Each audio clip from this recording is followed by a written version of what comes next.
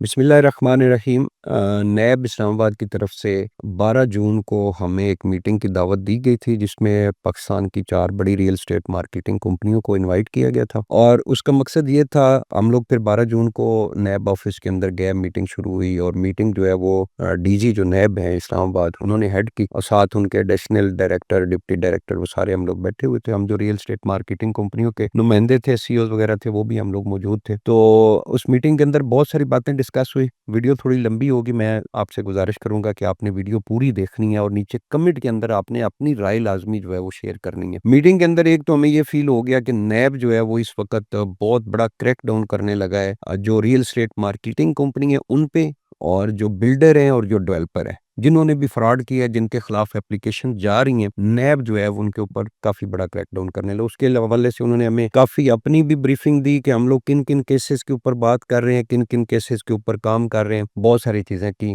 और उसके बाद नैब ने हमें कहा कि जी आप अपनी तरफ से सजेशन दें कि आने वाले टाइम में रियल स्टेट मार्केट के अंदर जो फ्रॉड होता है इसको हम लोग कैसे जो है वो रोक सकते हैं। तो उसके हवाले से एक तो मैं पूरी एक प्रॉपर जो है वो लेटर तैयार कर रहा हूँ मुख्तलिफ पॉइंट्स के साथ, वो इंशाल्लाह सबमिट करेंगे नैब ऑफिस में, और अपनी जो तजावीज़ होंगी वो भी इंशाल्लाह आपसे उनके साथ शेयर करेंगे। कुछ पॉइंट्स जो मैंने वहाँ पे उठाए थे और जो बाकी हमारे दोस्त थे उन्होंने वहाँ पे उठाए थे, उनके बारे में मैं थोड़ा सा आपको गाइड कर देता हूँ, क्योंकि कुछ कमेंट्स आ रहे थे कि जी आप नैब वाली मीटिंग के हवाले से कुछ ना कुछ बताएं जरूर। एक तो नैब की जो ऑफिशियल थे उन्होंने ये कंफर्म किया कि आने वाले टाइम में इस तरह की बहुत सारी हम लोग मीटिंग्स करेंगे, और उन मीटिंग्स के अंदर जितने भी बाकी गवर्नमेंट के डिपार्टमेंट हैं, जो कंसर्न अथॉरिटीज हैं रियल स्टेट सेक्टर के हवाले से, उनको भी हम लोग यहाँ पे शामिल करेंगे इस मीटिंग के अंदर, इस कॉन्फ्रेंस के अंदर। मैंने 2-4 पॉइंट लिखे हैं, वीडियो फिर बहुत ज्यादा लंबी हो जाती है, फिर बात नहीं होती। मैंने कुछ पॉइंट्स लिखे हैं कि जिनके ऊपर जो मैंने नैब को सजेशन उस वक्त दी थी, लेकिन अभी इन रिटर्न शक्ल के अंदर भी फिर दोबारा देंगे। एक तो ये था कि मैंने वहां पे बात की कि जी 2004-5 के अंदर रियल स्टेट मार्केट के अंदर बूम आया था, और उस टाइम बहुत सारे डेवलपर और बिल्डर्स ने भी फ्रॉड किया था उस वक्त, और वो केस चलते रहे। मुतासरीन ने नैब को एप्लीकेशन वगैरह दी, वो केस चलते रहे। 15 साल, 18 साल, 20 साल बाद जाके नैब ने वो केस फाइनल किया, और जिन लोगों ने फ्रॉड किया था उनसे कोई 50% 40% जो रकम थी वो उन्होंने रिकवर की, और मुतासरीन को 20 साल बाद जो है वो 40% 50% पेमेंट की। तो मैंने कहा ये एक बहुत बड़ा फैक्टर है मुतासरीन के लिए। अब लोग जो है वो कुछ फेडअप नजर आते हैं, जिनको कहते हैं कि अगर आपके साथ फ्रॉड हुआ है तो आप नैब को जाके एप्लीकेशन दें, तो वो ये सोचते हैं कि अगर 20 साल बाद हमारी जो आज नुकसान हमारा हुआ है, ये 20 साल बाद हमें हाफ पेमेंट मिलनी है या 60% पेमेंट मिलनी है, तो इसका फायदा कोई नहीं है, क्योंकि उस टाइम तक तो रुपए की वैल्यू भी जो है वो डिक्रीज हो जानी है, तो फायदा कोई नहीं है, इतना ख्वार भी होना है नैब ऑफिस में। तो वो लोग कहते हैं कि जी ठीक है जी, क़यामत वाले दिन जाके इनसे अल्लाह के सामने हिसाब किताब लेंगे। तो मैंने कहा ये नहीं होना चाहिए। आप कम से कम अगर आपके पास एक हाउसिंग सोसाइटी का, एक बिल्डर का फ्रॉड आता है, तो आप साल 2 साल के अंदर जो है उसके ऊपर प्रॉपर तेज वर्किंग करके, केस को थोड़ा स्पीड के साथ चला के उसको फैसला करें, रिकवरी करके कोशिश करें कि 100% अमाउंट जो है वो मुतासरीन को मिलनी चाहिए। जिसके ऊपर नैब के ऑफिशियल ने बताया कि जी हमारे कुछ ऐसे भी केसेस हैं जिनके ऊपर हमने टाइम जरूर लगाया, लेकिन हमने 100 नहीं 200 और 300% पेमेंट जो है वो भी वापस की है। और कुछ केसेस के अंदर उन्होंने बताया कि ठीक है, आपकी बात ठीक है कि 40-50% भी पेमेंट वापस हुई। तो मैंने एक पॉइंट ये था। नंबर 2 पॉइंट के ऊपर मैंने कहा था कि नैब जो है वो नैब और मुतासरीन के दरमियान एक फ्रेंडली माहौल होना चाहिए। आप एक ऐसा सिस्टम जनरेट करें, और वन विंडो एक ऐसा सिस्टम होना चाहिए कि लोग जिसके साथ फ्रॉड हुआ है वो मुतमिन होकर आपके साथ एप्लीकेशन दे, और हर माह उसको प्रॉपर जो है वो इंफॉर्मेशन जाननी चाहिए मुतासरीन को कि आपने जो केस जिस हाउसिंग सोसाइटी के खिलाफ, जिस बिल्डर के खिलाफ किया था, उसका इस वक्त जो स्टेटस है केस का वो ये है, ताकि लोग जो है वो आपकी जो आप वर्किंग कर रहे हैं, केस की जो स्पीड है उससे मुतमिन हो। नंबर 3 पॉइंट के ऊपर मैंने बात की थी कि जो रेरा के नाम से एक बिल पास हुआ था 2022 कौमी असेंबली से, उसको जो है वो प्रॉपर इंप्लीमेंट किया जाए। जैसे रेरा दुबई के अंदर एक रियल स्टेट रेगुलेटरी अथॉरिटी के तौर पे काम कर रही है, और उस इंडस्ट्री के बनने के बाद दुबई के अंदर जो फ्रॉड हुए थे पहले, या रियल स्टेट मार्केट के अंदर जो डाउनफॉल आता है उसको कवर करने के लिए, या रियल स्टेट मार्केट के अंदर जो फ्रॉड होते हैं उसको खत्म करने के लिए दुबई ने ये बिल पास किया था, एक प्रॉपर अथॉरिटी बनाई थी, और वो अथॉरिटी आज जबरदस्त काम कर रही है, जिसकी वजह से बिल्डर जो है वो भी, उसको भी बाउंड किया जाता है, डेवलपर को बाउंड किया जाता है, और जो جو لوگ انویسٹمنٹ کرتے ہیں، بائر جو ہوتے ہیں، ان کے ساتھ فراڈ ہونے کا پراپر ایک میکنزم تیار کیا گیا ہے کہ وہ کس سے فراڈ سے بچ سکتے ہیں۔ اسی پھر اتھارٹی کے نیچے ایسکرو اکاؤنٹ کا آپشن دیا گیا، جس کے اندر یہ آپشن ہوتا ہے کہ ایک بندہ جو بلڈنگ بناتا ہے وہ بلڈنگ کب بنا سکتا ہے کہ ایک تو پلاٹ کی پیمنٹ اس کے پاس موجود ہونی چاہیے اور 20-25% اس کے پاس کنسٹرکشن کی کاسٹ موجود ہونی چاہیے اس کے اکاؤنٹ کے اندر۔ وہ ایک ایسکرو اکاؤنٹ اوپن ہوتا ہے جو گورنمنٹ کا اور اس بلڈر کا جو جوائنٹ اکاؤنٹ ہوتا ہے وہ اوپن ہوتا ہے۔ یہ بلڈر اپنی 20-25% اماؤنٹ جو کنسٹرکشن کی ہے اس اکاؤنٹ کے اندر رکھتا ہے اور پھر بکنگ سٹارٹ کرتا ہے، اور بکنگ کی اماؤنٹ صرف اور صرف اسی اکاؤنٹ کے اندر آتی ہے۔ اتھارٹی کو پتا ہوتا ہے کہ اس بلڈنگ کے اندر 200 اپارٹمنٹ ہیں، تو اتھارٹی جو اپارٹمنٹ سیل ہوتا ہے جس کی پیمنٹ آتی جاتی ہے وہ مائنس کر کے پھر جو اپارٹمنٹ بچ جاتے ہیں ان کا صرف بلڈر کو الاؤ کرتی ہے کہ آپ اس کو سیل کر سکتے ہیں۔ جو پیمنٹ اس ایسکرو اکاؤنٹ کے اندر آتی ہے اس پیمنٹ سے جتنی بھی اس کی کنسٹرکشن کاسٹ چل رہی ہوتی ہے منتھلی کے حساب سے اس کا آڈٹ ہوتا ہے۔ اتھارٹی کے نمائندے جا کے چیک کرتے ہیں کہ بلڈر نے اگر ایک بل سبمٹ کیا ہے اتھارٹی کو کہ جی میں نے اس ماہ جو ہے وہ 10 کروڑ روپے کا کام کرایا ہے، تو اتھارٹی کے بندے جا کے چیک کرتے ہیں کہ واقعی 10 کروڑ روپے کا کام ہوا ہے یا نہیں ہوا، اتنی پیمنٹ جو ہے وہ بلڈر کو جاری ہوتی ہے۔ تو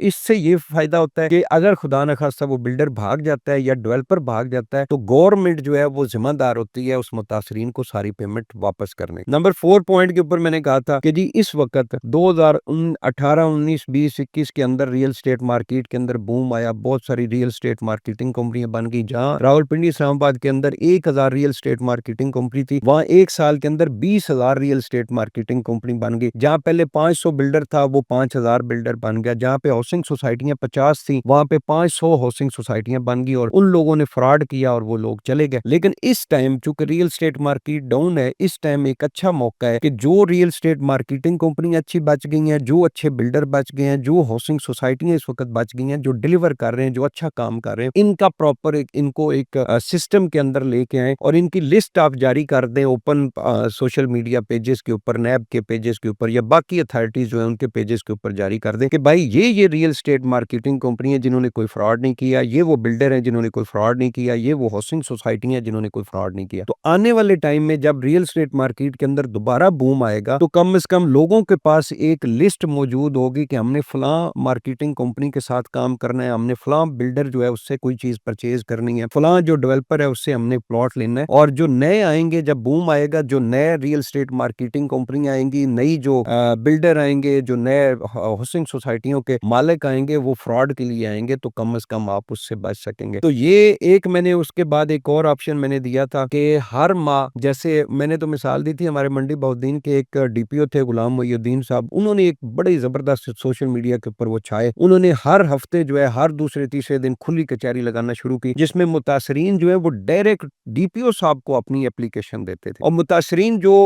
جن لوگوں کے ساتھ کوئی مسئلہ بن جاتا تھا وہ اگر پولیس اسٹیشن جاتے تھے ان کے پوری سنوائی نہیں ہوتی تھی تو انہوں نے ڈائریکٹ ڈی پی او صاحب کو جب درخواست دینا شروع کی تو نیچے والا جتنا بھی ڈپارٹمنٹ تھا وہ سدھر گیا۔ تو یہ میں نے آپشن دیا تھا کہ نیب کے بھی کسی سینئر اتھارٹی، سینئر افیشل کو اس طرح کی کھلی کچہری کا انعقاد کرنا چاہیے تاکہ اگر متاثرین کی نیچے کسی فورم کے اوپر داد رسی نہیں ہو رہی تو کم از کم ادھر وہ متاثرین سارے پہنچے اور اس کھلی کچہری کے اندر ہر کیس کی پراپر جو ہے وہ انفارمیشن بھی ہونی چاہیے کہ فلاں کیس جو ہے اس کی پروسیڈ جو ہے وہ کہاں تک پہنچی ہے۔ تو یہ اس طرح کی کچھ چیزیں ہیں۔ تو آخر کے اندر نیب کے افیشل میں بہت ساری باتیں انہوں نے کی، اس ٹاپک کے اوپر میں پھر ایک بار ویڈیو میں ریکارڈ کروں گا جس کے اندر انہوں نے بتایا کہ اس وقت کون کون سے بلڈر ہیں جن کے کیسز ہمارے پاس چل رہے ہیں، کون کون سی ریل اسٹیٹ مارکیٹنگ کمپنی ہیں جن کے خلاف اپلیکیشنز آئی ہوئی ہیں، اور کون کون سی ڈیولپر ہیں، کون کون سی ہاؤسنگ سوسائٹیز ہیں جن کے خلاف ہمارے پاس اپلیکیشن آئی ہوئی ہیں اور ہم لوگ ان کے خلاف